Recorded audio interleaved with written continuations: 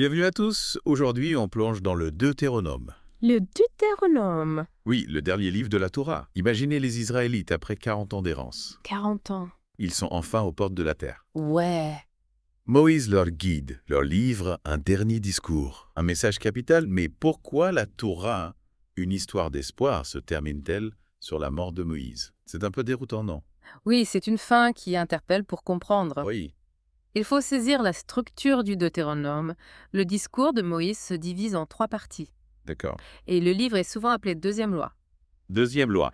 car il réitère et clarifie les lois existantes pour la nouvelle génération. D'accord, une sorte de best hits de la loi. Voilà. Version 2.0 pour la terre.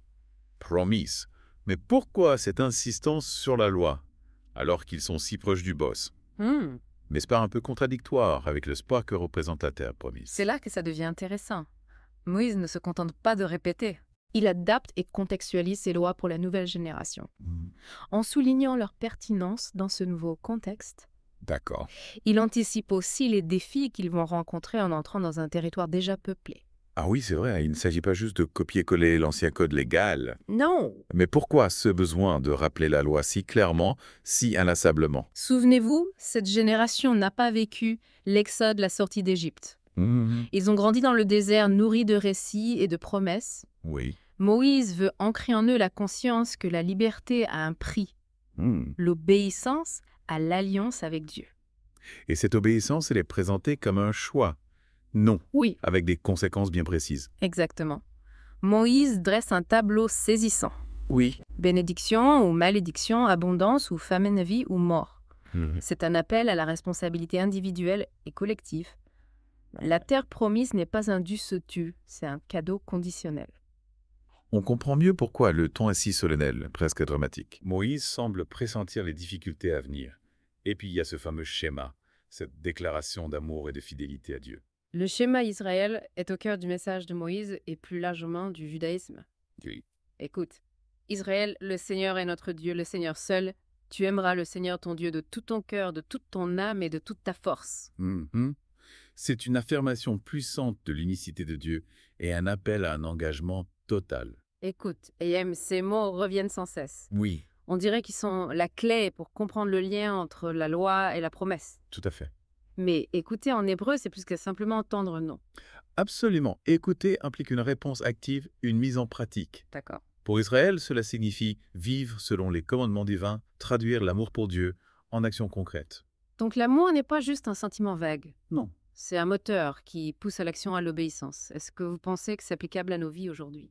Bien sûr, on peut se demander comment l'amour nous motive-t-il dans nos choix, nos engagements. Comment se traduit-il concrètement dans nos relations, notre travail, notre rapport au monde? Oui, Le schéma nous invite à un examen de conscience profond. C'est une perspective intéressante.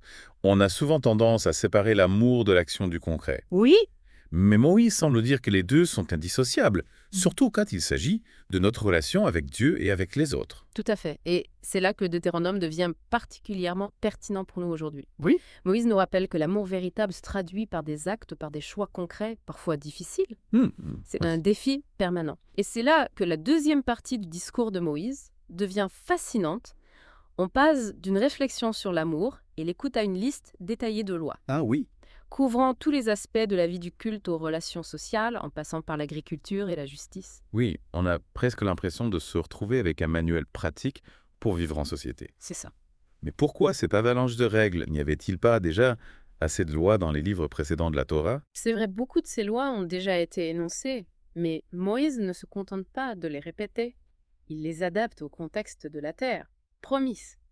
Un territoire avec de nouveaux défis, de nouvelles tentations.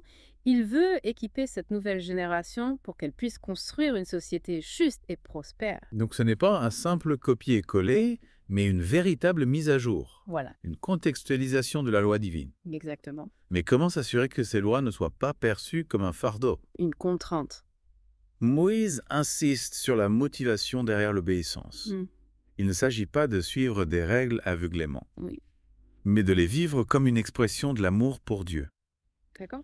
En obéissant, les Israélites manifestent leur gratitude envers Dieu, qui les a libérés et leur offre une terre où coule le lait et le miel. C'est une perspective intéressante.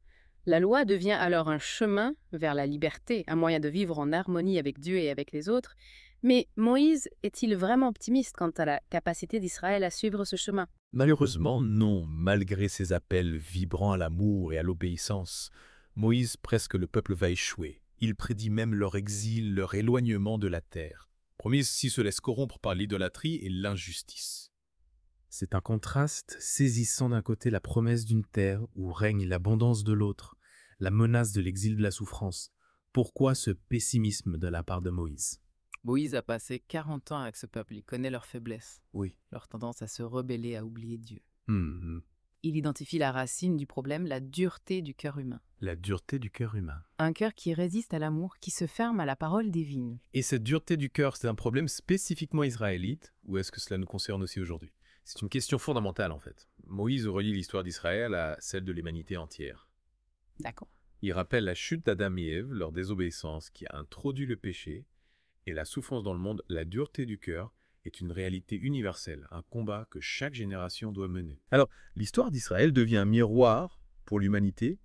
On peut se demander quelles sont nos propres terres, promises aux aspirations profondes, et quels sont les obstacles, les duretés de cœur qui nous empêchent de les atteindre. C'est une excellente question. Le Deutéronome nous invite à une réflexion personnelle, à un examen de confiance. Oui.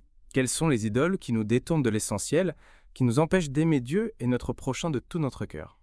On pourrait penser à la quête du pouvoir, du succès, du confort matériel, toutes ces choses qui peuvent nous enfermer dans l'égoïsme et nous aveugler face aux besoins des autres. Tout à fait. Et c'est là que le message de Moïse devient un appel urgent à la conversion, à un changement profond du cœur. Mais comment opérer ce changement? Comment vaincre cette dureté qui nous habite? C'est là que la troisième partie du discours de Moïse devient essentielle, n'est-ce pas? Oui. On a exploré la loi, les conséquences de l'obéissance et de la désobéissance, mais il manque encore un élément crucial, l'espoir. Absolument, Moïse ne se contente pas de dresser un constat pessimiste. Il annonce aussi la possibilité d'une transformation radicale, d'un renouveau intérieur qui permettra à Israël et à chaque individu de vivre pleinement l'alliance avec Dieu. Alors, on a parlé de loi, on a parlé de choix, on a parlé de la dureté du cœur humain, Oui. Mais face à ce constat un peu sombre, Oui. est-ce qu'il y a une lueur d'espoir dans le Deutéronome? Est-ce que Moïse propose une solution à ce problème qui semble universel? Bonne question. Oui, absolument. Moïse ne se limite pas à un constat pessimiste, au contraire. Il ouvre une perspective d'espérance, D'accord. en annonçant que Dieu lui-même interviendra pour transformer le cœur de son peuple. Ah oui, je me souviens de ce passage. Moïse dit que Dieu circoncira le cœur des Israélites, qu'il enlèvera leur cœur de pierre pour leur donner un cœur de chair. C'est une image forte, Oui. presque chirurgicale. Exactement. Cette circoncision du cœur symbolise une transformation radicale. Une nouvelle naissance spirituelle, ce n'est plus l'homme qui s'efforce d'obéir par ses propres forces. Non. Mais c'est Dieu qui agit de l'intérieur, qui rend le cœur capable d'aimer et d'obéir. C'est fascinant, on passe d'une loi extérieure imposée à une loi intérieure inscrite dans le cœur même de l'homme. Mais comment Dieu opère-t-il cette transformation? Est-ce que c'est un processus automatique ou est-ce que l'homme a un rôle à jouer? C'est une question complexe et le Deutéronome ne donne pas de réponse simple. On peut dire que la transformation du cœur est un don de Dieu, une grâce, mais que l'homme doit aussi y consentir, s'ouvrir à l'action divine. Oui. C'est un peu comme une danse, D'accord. une collaboration entre la grâce divine et la liberté humaine. Je comprends, Dieu offre la possibilité d'un cœur nouveau, mais c'est à l'homme de l'accueillir, de le cultiver. Mais concrètement, qu'est-ce que cela signifie pour nous aujourd'hui? Comment laisser Dieu transformer nos cœurs endurcis par l'égoïsme et l'indifférence? C'est un cheminement qui passe par l'écoute de la parole de Dieu, la prière, le partage avec les autres, le service des plus pauvres, en souffrant l'amour de Dieu et en le laissant agir en nous. On permet à notre cœur de se transformer progressivement, de devenir plus sensible, plus compatissant, plus juste. Donc la transformation du cœur, ce n'est pas un événement ponctuel, mais un processus continu, un travail de chaque jour. Oui. Et ce travail, il est possible pour chacun de nous, quelles que soient nos faiblesses et nos erreurs passées. C'est un message d'espoir puissant. Absolument, le Deutéronome nous rappelle que Dieu n'abandonne jamais son peuple, qu'il est toujours prêt à pardonner et à offrir une nouvelle chance de la fin du livre, et d'ailleurs plein de symboles qui pointent vers cette espérance. Oui, on pense à la nomination de Josué comme successeur de Moïse, au passage du Jourdain, à l'entrée dans la terre. Promise autant de signes que l'histoire continue, que la promesse de Dieu est toujours vivante. Exactement. Et même la mort de Moïse, qui pourrait sembler tragique. Oui, peut être interprété comme un passage de témoin. Ah oui. Une invitation à la nouvelle génération à s'approprier l'héritage de la loi et à construire un avenir meilleur. C'est d'une belle image. Moïse disparaît, mais son message reste, il est transmis à ceux qui viennent après lui. Et cette transmission, elle se poursuit encore aujourd'hui à travers la lecture de la Torah et l'engagement de ceux qui cherchent à vivre selon ses enseignements. Tout à fait, le Deutéronome n'est pas un livre du passé, c'est un livre pour aujourd'hui. Un guide pour notre propre cheminement vers la terre, promise vers une vie plus juste, plus aimante, plus en accord avec la volonté de Dieu. C'est une conclusion inspirante. On a commencé cette plongée dans le Deutéronome avec une question: pourquoi la Torah, une histoire d'espoir, se termine-t-elle sur la mort de Moïse? On comprend maintenant que cette fin n'est pas un point final, mais une ouverture vers l'avenir, une invitation à poursuivre le chemin, à laisser Dieu transformer nos cœurs et à construire un monde meilleur. Qu'en pensez-vous?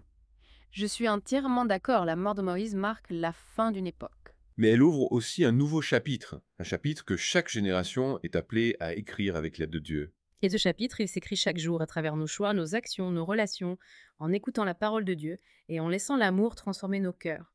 On peut contribuer à notre échelle à la réalisation de la promesse divine, un monde où règne la justice, la paix et la fraternité.